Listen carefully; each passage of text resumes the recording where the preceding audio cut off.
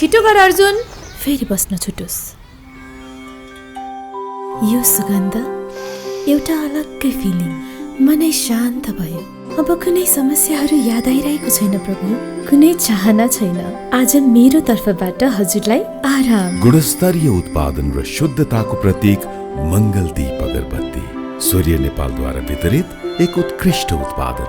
हाँस्दै खेल्दै सानो सानो खुसीमा भुल्दै हुर्किँदैछ नेपाल चोको फनमा रमाउँदै, नयाँ साथी बनाउँदै रिसाकोलाई मनाउँदै हुर्किँदैछ नेपाल चोको फनमा रमाउँदै।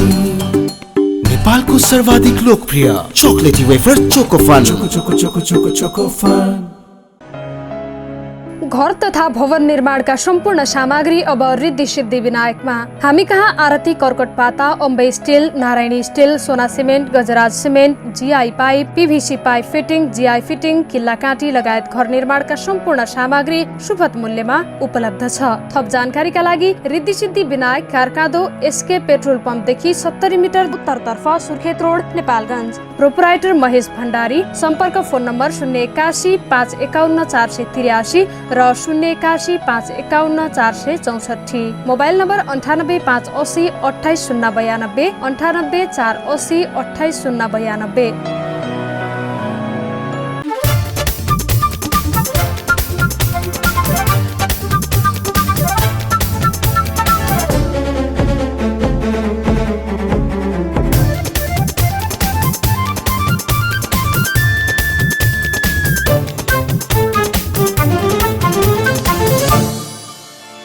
नमस्कार, बागेश्वरी समाचारमा तपाईलाई स्वागत छ। म ओबी राज आचार्य। सुरुमा प्रमुख समाचार।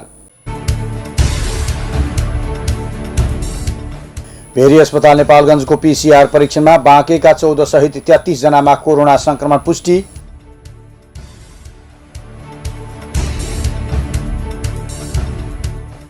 लागु औषध दुर्व्यसन निस्तेजका लागि नेपालगञ्ज वडा नम्बर 2 मा वडा स्तरीय समिति गठन।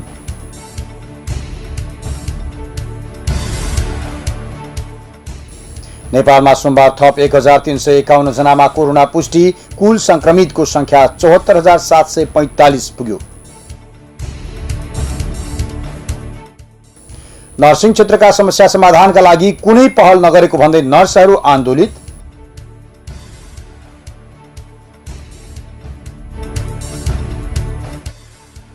र नेपाली राष्ट्रिय क्रिकेटको प्रशिक्षकका लागि विभिन्न 14 देशका 72 जनाले आवेदन भरे।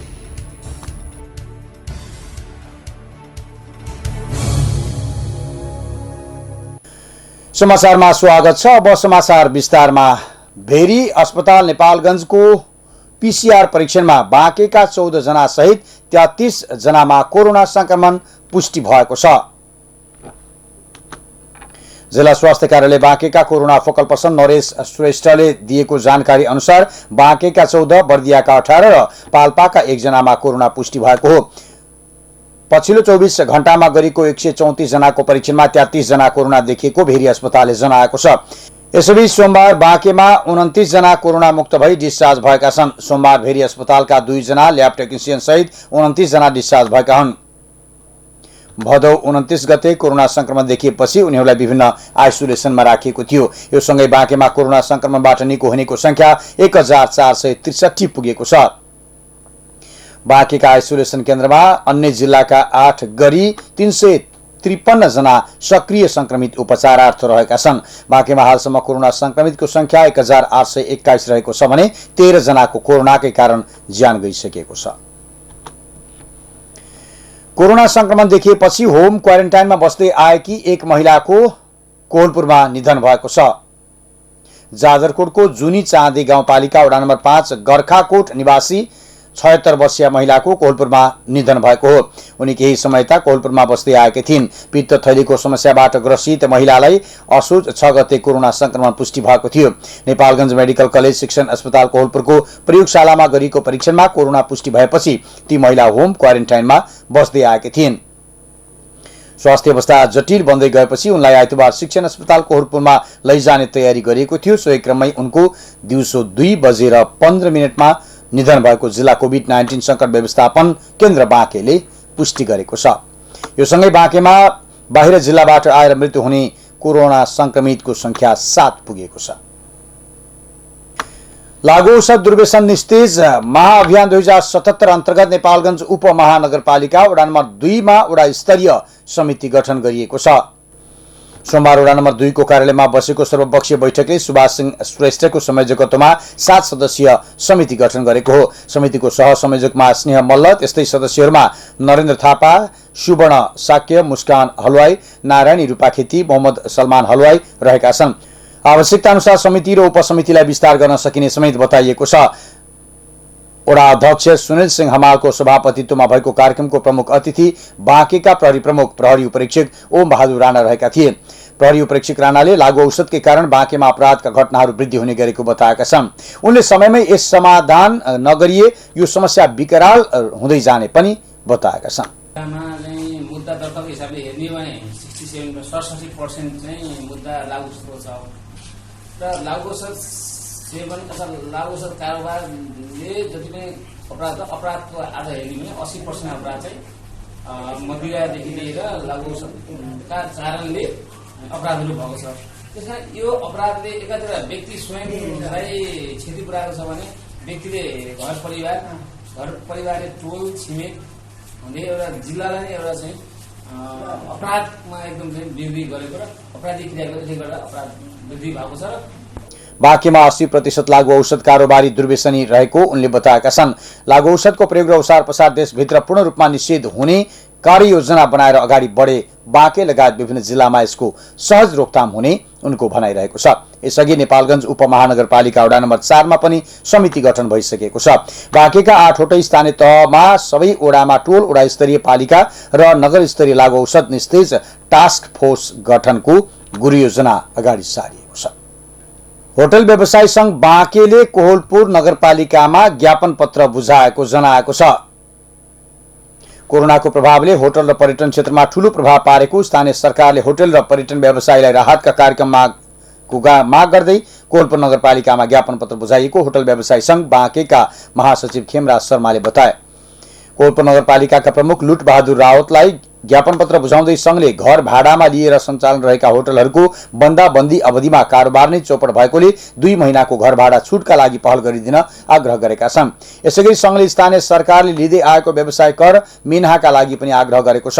आर्थिक वर्ष 76-77 को व्यवसाय कर मिनाहाका लागि नीतिगत रूपमै व्यवस्था मिलाइदिन ज्ञापन पत्र मार्फत माग गरिएको संघका अध्यक्ष एक नारायण चापागाईले बताएका छन्। हामीसँग राष्ट्रिय प्रसङ्गका अन्य खबर पनि बाँकी रहेका छन्। पालो भएको छ छोटो व्यापारिक विश्रामको।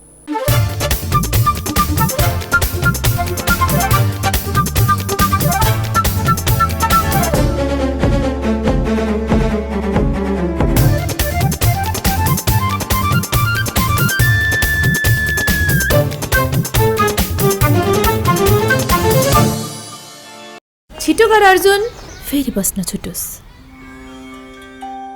यो सुगन्ध एउटा अलग्गै फिलिङ, मनै शान्त भयो। अब कुनै समस्याहरू याद आइरहेको छैन प्रभु, कुनै चाहना छैन। आज मेरो तर्फबाट हजुरलाई आराम। गुणस्तरीय उत्पादन र शुद्धताको प्रतीक मंगलदीप अगरबत्ती, सूर्य नेपालद्वारा वितरित एक उत्कृष्ट उत्पादन। हाँस्दै खेल्दै सानो सानो खुसीमा भुल्दै हुर्किँदैछ नेपाल चोको फनमा रमाउँदै, नयाँ साथी बनाउँदै विशाखोलाई मनाउँदै हुर्किँदैछ नेपाल चोको फनमा रमाउँदै। नेपालको सर्वाधिक लोकप्रिय चोकलेटी wafer Chocofun. Choco choco choco choco चोकोफन।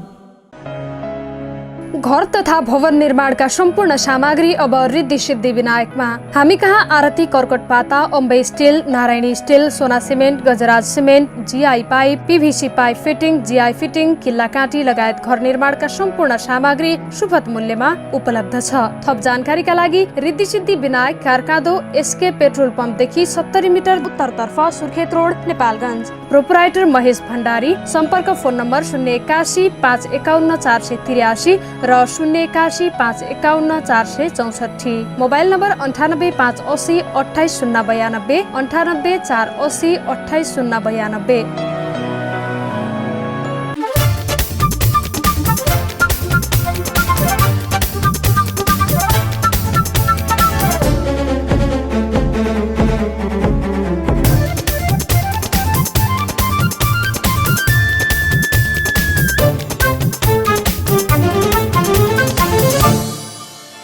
विश्रामपछि समाचारमा पुनः स्वागत छ। अब बाँकी समाचार। नेपालमा सोमबार थप 1351 जनामा कोरोना संक्रमण पुष्टि भएको छ। देशका विभिन्न स्थानमा गरिएको परीक्षणका क्रममा 436 महिला र 915 पुरुष गरी कोरोना थप संक्रमण पुष्टि भएको हो। सोमबार काठमाडौँ उपत्यकामा थप 817 जनामा कोरोना देखिएको छ। काठमाडौँमा 235 महिला र 414 पुरुष, भक्तपुरमा 16 महिला र 20 पुरुष, ललितपुरमा 50 महिला र 82 पुरुष संक्रमित रहेका छन्। यो सँगै नेपालमा कोरोना संक्रमितको संख्या 74,745 पुगेको छ। यस्तै कोरोनाका कारण थप 4 जनाको ज्यान गएको छ। यो सँगै नेपालमा कोरोनाको कारण ज्यान गुमाउनेको संख्या 481 पुगेको छ। सोमबार 742 जना डिस्चार्ज भएका छन्। यो सँगै नेपालमा कोरोनाबाट निको भई घर फर्कनेको संख्या 54,640 पुगेको छ। हाल सक्रिय संक्रमितको संख्या 19,624 रहेको स्वास्थ्य मन्त्रालयका प्रवक्ता डाक्टर जागेश्वर गौतमले जानकारी दिएका छन्।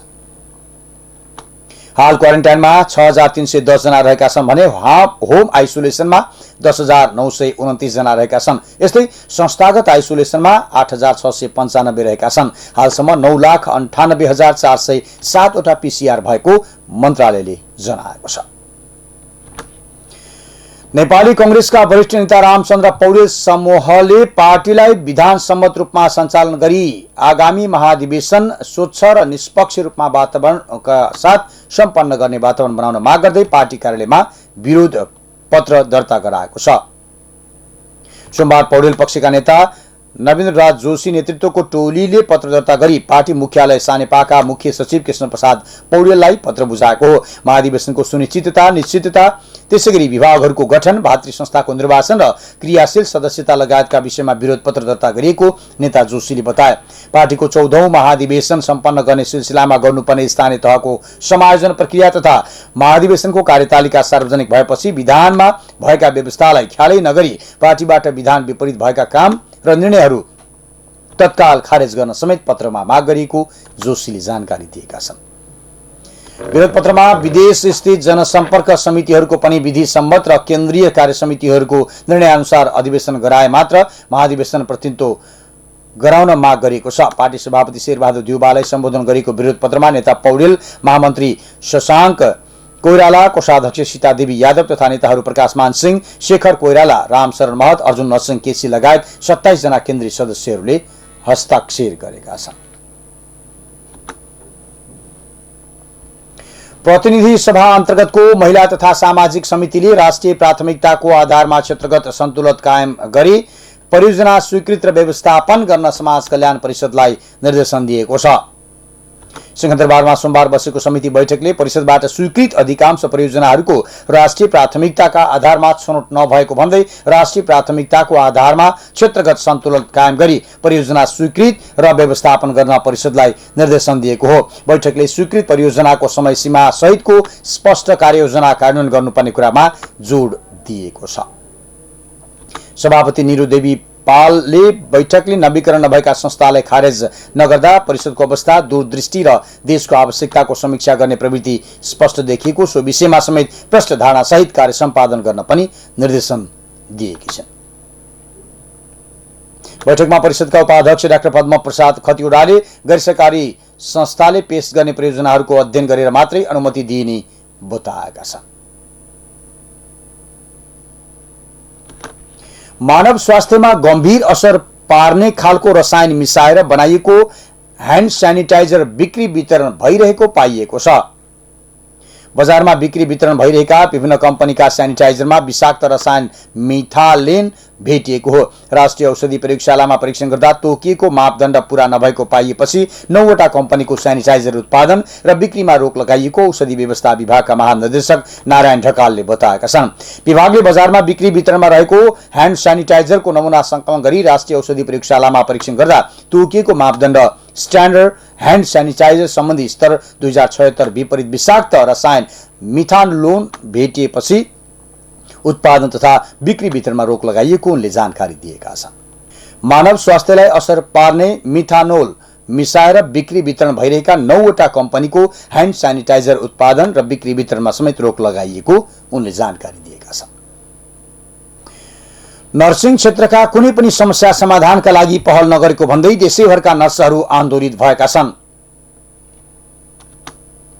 समग्र नर्सिङ क्षेत्रको समस्या समाधान गर्न पहल गर्नुपर्ने भन्दै उनीहरू सोमबार नेपाल नर्सिङ संघको कार्यालयमा धरना दिएका छन्। कोरोना संक्रमणको समयमा फ्रन्टलाइनमा खटिने नर्सहरूलाई भत्ताको सट्टामा ड्युटी समेत घटाएर तलब समेत काटिएको भन्दै आफूहरू आन्दोलित भएको उनीहरूले बताएका हुन्। धरनामा सहभागी नर्स कल्पना रिजालले एक साता अघि नै नर्सहरूको समस्या समाधानका लागि 65 बुँदे मागसहित नर्सिङ संघमा ज्ञापन पत्र बुझाएको र संघले एक सातामा माग पूरा गर्ने प्रतिबद्धता जनाए तापनि आफ्नो मागहरूको सुनवाई नभएको भन्दै आफूहरू आन्दोलित भएको बताएकी छिन्। उनीहरूले कोरोना संक्रमणको समय भएकोले नर्सहरू बिरामीको सेवामा खटिँदा संक्रमणको उच्च जोखिममा रहेकोले सरकारले नर्सहरूलाई पीपीई लगायतका सुरक्षा सामग्री उपलब्ध गराउनु पर्ने र जोखिम भत्ता दिनुपर्ने पनि माग गरेका छन्। नर्सहरूले कतिपय सरकारी र निजी अस्पतालहरूले कोभिडको समयमा समेत नर्सहरूको तलब काटिदिएर जागिर छोड्न बाध्य पारेको पनि बताएका छन्। नेपाल नर्सिङ काउन्सिलले आयुर्वेद पढेकी एक युवतीलाई नर्सिङ लाइसेन्स दिएको भन्दै उक्त घटनाको विषयमा पनि छानबिन गरी नर्सिङ नै नपढेको व्यक्तिलाई लाइसेन्स दिने काउन्सिलको पदाधिकारीलाई पनि कारबाहीको माग गरेका छन्। सरकारले विभिन्न दात्री निकायबाट 27 अर्ब 38 करोड रुपैयाँ सहुलियत ऋण लिनका लागि अध्ययन कार्यदल बनाएको छ।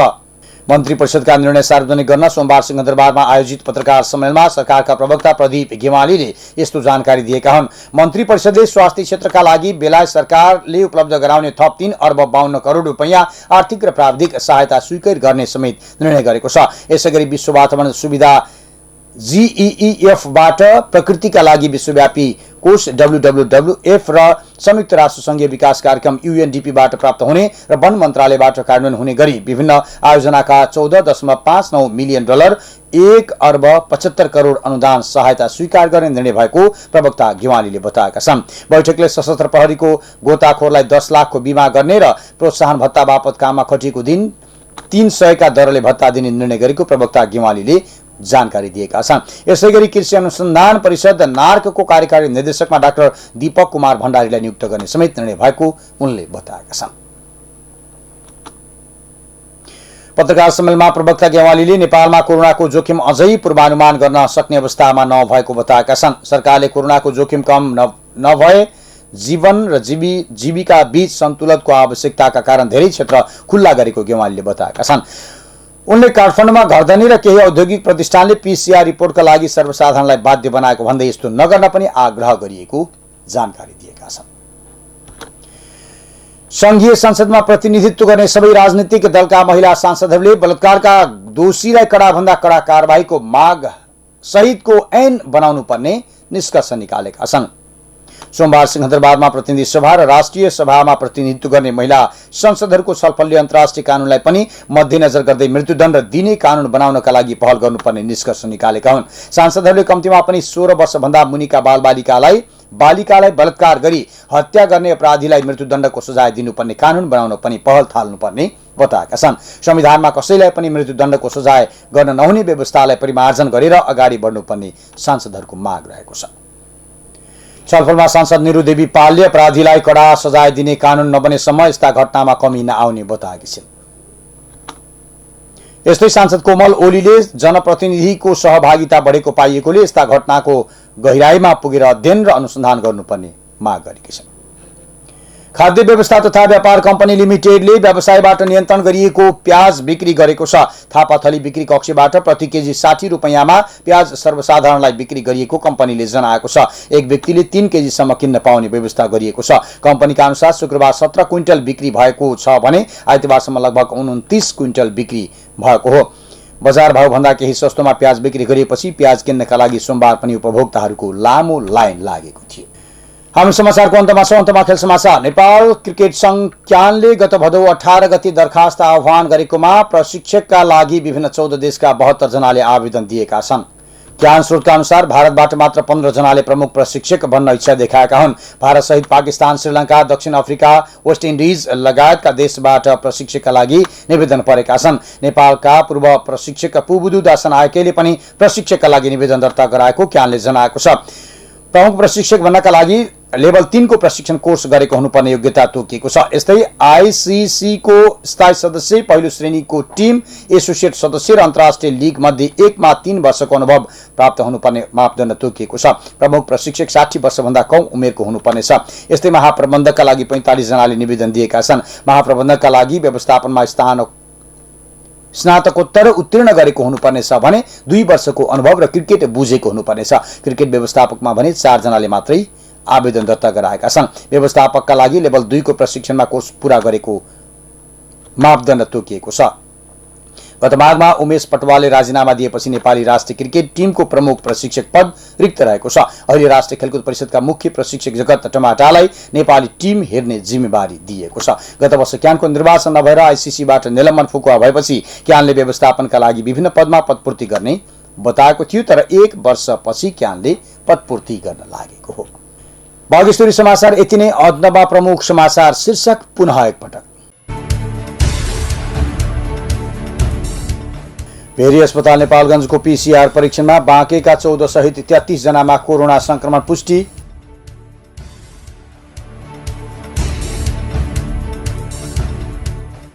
लागू औषध दुर्व्यसन निस्तेजका लागि नेपालगञ्ज वडा नम्बर 2 मा वडा स्तरीय समिति गठन।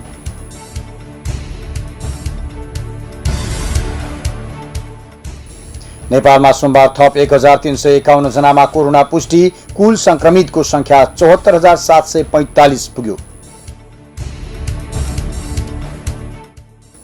नर्सिङ क्षेत्रका समस्या समाधानका लागि कुनै पहल नगरेको भन्दै नर्सहरू आन्दोलित।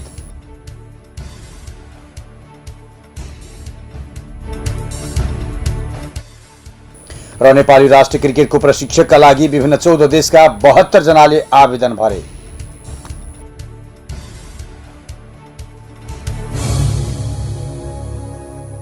हवस् त, समाचार सकियो। ओबिराज आचार्य बिदा हुन्छु। तपाईँ भने बागेश्वरी टेलिभिजन हेर्दै गर्नुहोला। नमस्कार।